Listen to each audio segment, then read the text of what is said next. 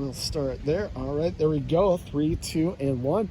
Well, Chancellor Gibson, great day to be down here at UWSP. I mean, is this the best day for you as we see all the... and I've had this conversation. Do you call them freshmen anymore? There's no real freshmen credit-wise that come in here anymore. Right. The first-year students move in, right? Yeah, absolutely. So today is just a fantastic day. It's an opportunity to meet our newest pointers and their respective families. You know, it's just really exciting to see the excitement on their families' faces. And, you know, some are coming with a little bit of anxieties, but that's okay. And that's normal as well. But this is just a fantastic day for me. It's one of the days out of the academic year that I look forward to. Yeah, and again, like I said, nobody really comes in as a freshman anymore, credit-wise. They've all got some kind of experience, but This is, as we've talked about before, the place where you really find out what you want to do with your life and where you're going to end up going. Obviously. Absolutely, and we refer to them as first-year students, and we don't expect them to enter our university knowing all that they want to pursue and do in life post UWSP, although a good number of them do, but here is where they discover their purpose. And today, move-in day, is just fantastic. It's a great opportunity to interact with, again, students and their families, and just to get to meet them a little bit and reassure them that they will be just fine as part of our Pointer community. Yeah, absolutely. So any idea how big the freshman class is this year yet? Yeah, so we're projecting somewhere between 1725 and 1750. I will know with greater certainty next week, but nonetheless, these projections suggest an increase for the third consecutive year of new students joining our Pointer community. So I am over the moon with excitement. What do you attribute that to? Because obviously we've had a lot of talk, and we'll get to things about budget and financial here in just a bit. What do you attribute that to? Because a lot of campuses right now are either shrinking, you're seeing the private schools, you know, consolidating or even closing in several areas of the Midwest, especially here in Wisconsin. What do you attribute your steady and increasing enrollment to right now? So I think it's our dynamic program array. It's the types and the diversity of programs that students can study and pursue at UWSP. It's our dynamic faculty that engages students in the classroom as well as outside of the classroom through undergraduate research and other scholarly activities. Is also this campus environment.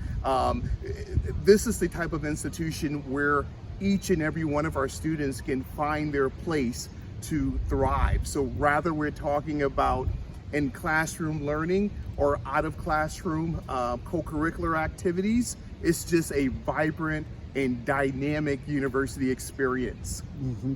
And we'll get to the curriculars and co-curriculars in a bit too. So we've got a laundry list of things to get to here, obviously. But first off, as we're recording this yesterday, you just had a meeting with UW President Jay Rothman talking about the budget. And that's obviously been a hot topic here recently. You're talking about maybe some increased aid from the state, which would allow you to kind of stabilize tuition, at least at the UW-Madison level. I'm sure that maybe goes system-wide as well.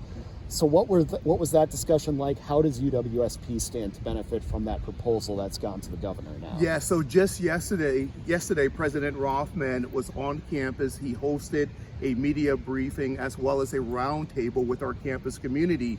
And during these two efforts, he really shared his proposal for the Universities of Wisconsin state budget.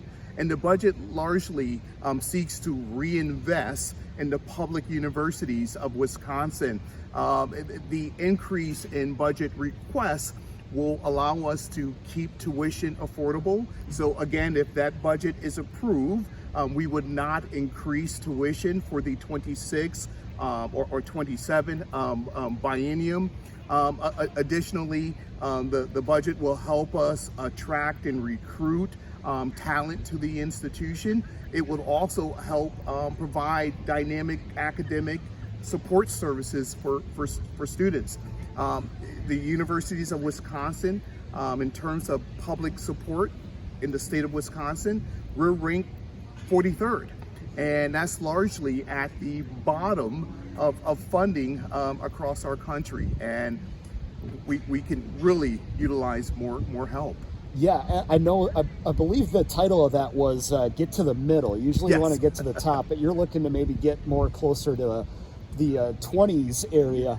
Small steps, Mike. Yeah, small steps. Is that a sign that you're saying, hey, look what we're doing right now with this support? If we just get maybe a little more, we don't need to be at the top, but if we get a little more, look what more we could do, not only maintaining the great programs we have, but maybe adding a few here or there too. Absolutely. This would allow us to serve a greater number of students, particularly in high demand fields. This will help us reach the state's educational attainment goals. This will help us produce more talent for businesses and industry that are needing people to help drive the state's economy. This will just help the citizens of Wisconsin. Yeah, and that's something that you can't really overlook, because this is where it starts. This is where you get those talented people in, you educate them here, chances are they're going to stay for a year or two, or maybe even a lifetime, right? Absolutely true. We have a lot of data that suggests once we have students at our respective institutions within the universities of Wisconsin, after they graduate, they tend to stay in the state for at least 6 to 8 years. Yeah. Now, as far as growing the university, you and I actually were just talking a little bit. I'm a college sports guy, as you can tell. I'm ready for tonight's Colorado versus NDSU football game. Awesome. Yes, dirty little secret. We do record these before Monday. But talking about growing the athletics department, you've added a lot of programs, whether they be lacrosse, men's soccer, obviously, is a huge one these days. Is that part of a greater plan to get more students onto campus? Because obviously those students come in and pay tuition just like everybody else, minus their Yes, you're absolutely right, Mike. Athletics is a great way to allow students to continue their out of classroom athletic passions, and so certainly we leverage sports as part of our institutional recruitment strategy. As you noted, they too come in. They pay tuition, but even bigger than that, they add to the vibrancy of our campus community.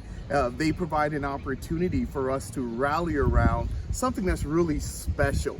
And our student athletes, they're leaders on campus, and they excel in the classroom as well. They really help make a well-rounded campus experience. Yeah, and one of the other ones, of course, esports is the one that everybody's talking about these days. I say, look, in 2005 and 2006, when I was on campus, we did this anyway, informally. Now you're just putting a little something extra to that and saying we have to crown ourselves a Halo champion on campus or a Madden champion, and send them off to compete just like any other activity, right? No, you're absolutely right. I recall just a few years ago, we would find tons of students in our DUC, which is our student union, and they would just be, playing these games among themselves. And certainly we witnessed how other institutions were embracing esports, and how students just really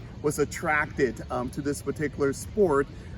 We thought that we too should rather provide an opportunity for students to participate in organized, competitive esports, and it's just been a blast thus far. And again, we say things like that tongue in cheek, but in myself, coming from a background of educators in my family, I know the most important thing is you can't reach everyone with a textbook.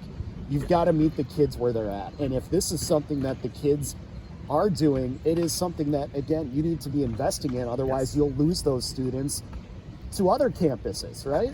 Absolutely. And it's always important to listen to your campus community, listen to the students, learn more about their interests and their passions. And if we're able to provide a landing pad to help propel those passions, that's what we're here to do. Last thing then, before we let you go, what is the benchmark this year for a successful year at UWSP? I love when students are occupying every inch of this campus, making it their own, finding their people and their out of classroom passions, becoming connected with their coursework. To me, that is what energizes me most. Absolutely. Well, hey, we look forward to a great year here at UWSP. Always thank you for the time, and great to hear you chat about UWSP and your passion for this place. I know you're not from here originally. Correct, yes. But this place has obviously grown on you, right? Absolutely. This is home. This is home. Yeah, well, we look forward to a great year. Again, good luck, and we'll talk again soon, I'm sure. Thank you, Mike, and go Point. Absolutely.